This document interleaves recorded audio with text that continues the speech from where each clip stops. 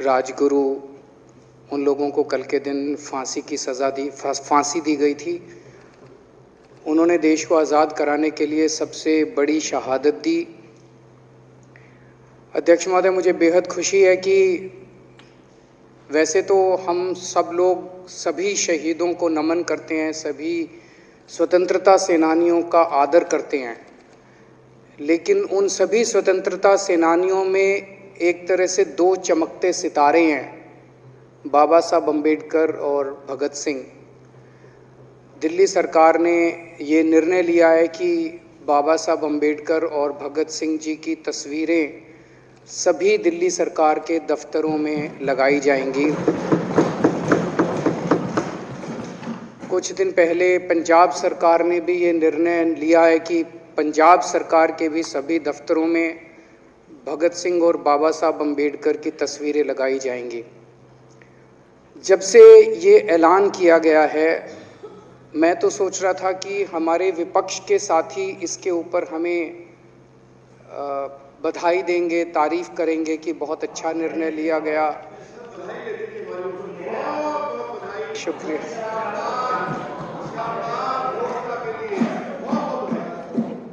लेकिन जब से ये ऐलान किया है कि इतना, यहाँ तो कहने के लिए कह दिया, बाहर एक मिनट, मेरे को पूरा, हमें इतना क्रिटिसाइज किया जा रहा है। बीजेपी वाले कह रहे हैं कि बाबा साहब अम्बेडकर और भगत सिंह की क्यों लगाई, सावरकर की क्यों नहीं लगाई, हेडगेवार की क्यों नहीं लगाई। तो मैं कह रहा हूँ भाई, सावरकर की और हेडगेवार की तुम लगा लो। अब देखो, जो बोल रहे थे उसमें तो किसी ने टिप्पणी नहीं की। मैंने कहा भाई सावरकर की बोल रहे हैं, सावरकर की और हेडगेवार की तुम लगा लो, हम बाबा साहब अम्बेडकर की और भगत सिंह की लगा लेते हैं। कांग्रेस वाले चिल्ला रहे हैं, इंदिरा गांधी की क्यों नहीं लगाई, राजीव गांधी की क्यों नहीं लगाई, सोनिया गांधी की क्यों नहीं लगाई। तो हम कह रहे हैं भाई, इंदिरा गांधी की तुम लगा लो, हम तो बाबा साहब अम्बेडकर की और भगत सिंह की लगाएंगे। अध्यक्ष महोदय, मेरे को पता नहीं था ये लोग बाबा साहब अम्बेडकर और भगत सिंह से ऐसी नफरत क्यों करते हैं सारे प्रतिपक्ष के लोग।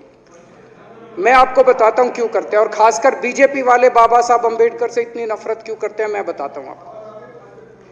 बाबा साहब अम्बेडकर ने संविधान बनाया, मैं बता देता हूं आपको, आप भी सेटिस्फाई हो जाओगे।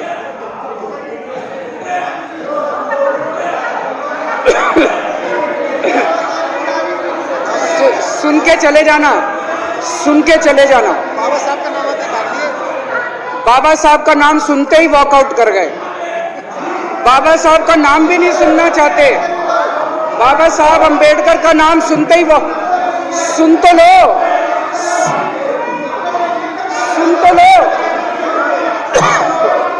वो तमाशा, और ये सब कुछ जो इन्होंने बोला वो सच बोला। सुन तो लो।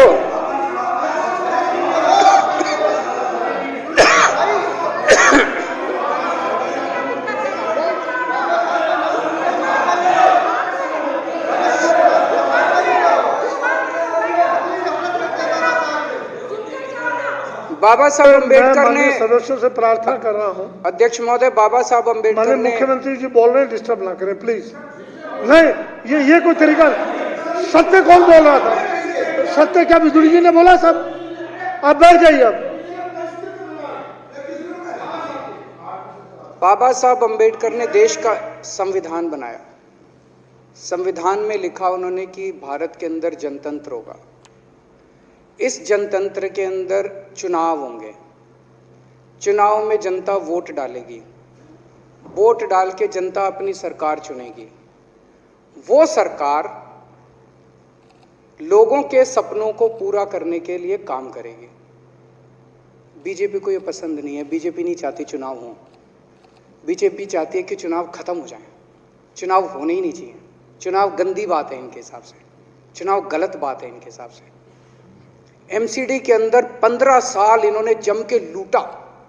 लूटने के सारे दुनिया के रिकॉर्ड तोड़ दिए। गिनीज बुक वालों की मीटिंग चल रही है कि भारतीय जनता पार्टी का नाम आने वाला है गिनीज बुक के अंदर। एमसीडी का और बीजेपी वालों का शानदार इन्होंने परफॉर्मेंस किया है। 15 साल के अंदर इन्होंने लूटने में कोई कसर नहीं छोड़ी। लूटने के बाद जब जनता में त्राही त्राही मच गई, लोग दुखी हो गए 15 साल के इनके शासन के बाद, और जनता ने मन बना लिया कि इस बार इनको मजा चखाएंगे और गुस्सा जाहिर करेंगे। चुनाव आयोग ने ऐलान कर दिया कि हम आज शाम को 5 बजे 9 मार्च को शाम को 5 बजे आज चुनाव की डेट्स की घोषणा की जाएगी।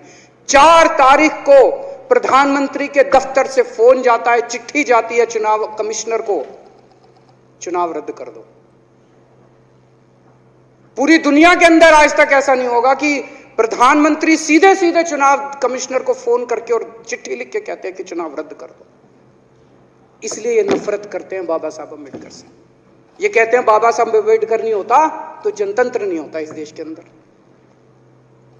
कल एक बीजेपी का बड़ा नेता मिला, बोला जी मैंने तो अपने बीजेपी के बड़े नेताओं को बोल दिया ये चुनाव का चक्कर छोड़ो, एमसीडी में भी एनडीएमसी जैसा कर दो। मैंने कहा इसका क्या मतलब? वो बोले जैसे एनडीएमसी में चुनाव ही नहीं होते, एनडीएमसी में केंद्र सरकार नॉमिनेट कर देती है। बोले जी एमसीडी में भी यही हो जाना चाहिए। अध्यक्ष महोदय, इनका बस चलना इस देश के अंदर सारे राज्यों में और देश में चुनाव कराना बंद कर दें ये लोग। इसलिए ये नफरत करते हैं, इसलिए बाबा साहब अम्बेडकर से नफरत करते हैं ये लोग। बाबा साहब अम्बेडकर चुनाव की प्रक्रिया रख के गए थे, इनका बस चले तो ये चुनाव कराना बंद कर दे। कह रहे हैं हम तीनों एमसीडी को यूनिफाई करना चाहते हैं। अरे 7 साल थे तुम्हारे पास, सो रहे थे क्या 7 साल से? कहां थे तुम लोग 7 साल से? क्यों नहीं तुम लोगों ने क्यों नहीं तुम लोग यूनिफाई करने के लिए पैसे चाहिए? क्यों नहीं तुम लोगों ने यूनिफाई किया 7 साल से? चुनाव के 1 घंटे पहले तुम लोग चिट्ठी लिख रहे हो, अब सो के जागे हो कि अब यूनिफाई करोगे। तो यूनिफाई नहीं करना, चुनाव टालने हैं, क्योंकि हार रहे हैं। मेरी हाथ जोड़ के विनती है, हार जीत लगी रहती है, कभी ये पार्टी हारती है, कभी वो पार्टी हारती है, कभी आज बीजेपी हारती है, कभी आम आदमी पार्टी भी हारती है, कभी कांग्रेस हारती है। देश बड़ा है, देश की सोचो। आज आम आदमी पार्टी है, कल आम आदमी पार्टी हो सकता है ना हो। आज बीजेपी है, कल बीजेपी हो ना हो। आज केजरीवाल है, कल केजरीवाल नहीं होगा। आज मोदी जी हैं, कल मोदी जी नहीं होंगे। कोई बड़ा नहीं है, देश बड़ा है, मुल्क बड़ा है, कौम बड़ी है, समाज बड़ा है। देश को नहीं झुकने देना, देश को नहीं टूटने देना, देश को नहीं किसी भी हालत में देश पे आंच नहीं आनी चाहिए। ये लोग देश के साथ खिलवाड़ कर रहे हैं, ये लोग संविधान के साथ खिलवाड़ कर रहे हैं। कह रहे हम यूनिफाई करना चाहते हैं। इन्होंने एक चिट्ठी लिख दी चुनाव आयोग को कि हम तीनों एमसीडी को यूनिफाई कर रहे हैं, इसलिए चुनाव टाल दो। चुनाव आयोग ने चुनाव टाल दिया। कल को दिसंबर में गुजरात के चुनाव हो रहे हैं। अब जनता कह रही है ये गुजरात हारेंगे। अब अगर ये गुजरात हारेंगे तो ये 10 दिन पहले चिट्ठी लिख देंगे चुनाव आयोग को कि भाई हम गुजरात को और महाराष्ट्र को एक कर रहे हैं, इसलिए गुजरात के चुनाव टाल दो। गुजरात के चुनाव टल जाएंगे। अगली बार ये लोकसभा हारेंगे, चिट्ठी लिख देंगे जी ये पार्लियामेंट्री फॉर्म ऑफ सिस्टम बड़ा खराब है, हम प्रेसिडेंशियल फॉर्म ऑफ सिस्टम ला रहे हैं, संविधान बदल रहे हैं, चुनाव टाल दो। चुनाव टल जाएंगे। ये क्या मजाक बना रखा है इन्होंने, नौटंकी कर रखी है इन्होंने। भारत जनतंत्र है, देश ये बर्दाश्त नहीं करने वाला जो इन्होंने नौटंकी कर रखी है। कहते हैं हम दुनिया की सबसे बड़ी पार्टी हैं, हम तो जी दुनिया की सबसे छोटी पार्टी हैं। फिर भी डर गए तुम लोग।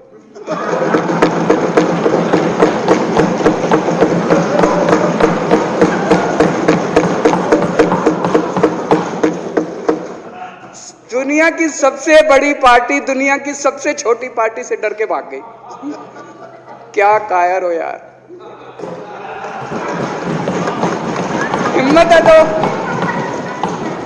है तो चुनाव लड़के दिखाओ बीजेपी वालों, मान जाएंगे तुम। हिम्मत है तो चुनाव लड़के दिखाओ। कहते हो 56 इंच का सीना है, नहीं तो मान लो 56 इंच का सीना नहीं है, झूठ। नहीं तो मान लो कुर्ते के नीचे 56 इंच का सीना नहीं है, झूठ है ये।